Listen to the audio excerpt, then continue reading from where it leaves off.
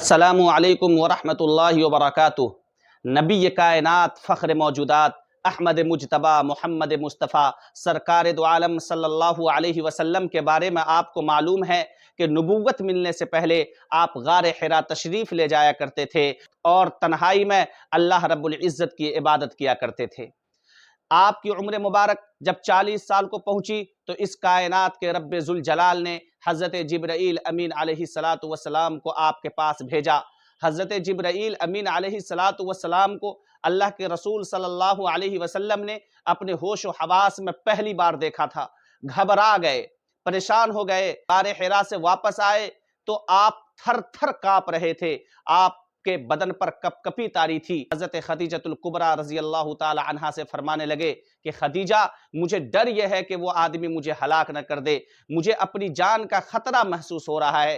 तो हज़रत खदीजतुल कुबरा रज़ी अल्लाह ताला अन्हा ने जो अल्फाज कहे थे वो अल्फाज ये हैं, कल्ला ला युखज़ीक अल्लाहु अबदा, ए मेरे सरताज, अल्लाह रब्बुल इज़्ज़त आपको कभी जलील और रुसवा नहीं कर सकता।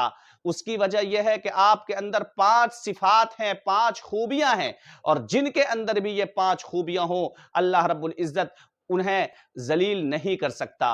नंबर 1, आप सिला रहमी करते हैं, आप रिश्तेदारों से कटते नहीं हैं बल्कि रिश्तेदारी आप जोड़ते हैं। नंबर 2, बाहर से अगर कोई मेहमान आता है तो आप उसकी ज़ियाफ़त करते हैं। नंबर 3, अगर कोई बेरोज़गार हो तो आप उसे रोज़गार फराहम करते हैं। नंबर 4, बेवाओं का बोझ उठाते हैं।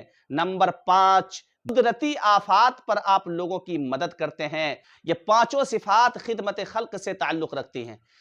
चाहे वो बेवाओं का बोझ उठाना हो, बेरोजगारों को रोजगार फराहम करना हो, मेहमान नवाजी करनी हो, या कुदरती आफात पर लोगों की मदद करनी हो, ये पांचों सिफात खिदमत खल्क से, सोशल वर्क से ताल्लुक़ रखती हैं।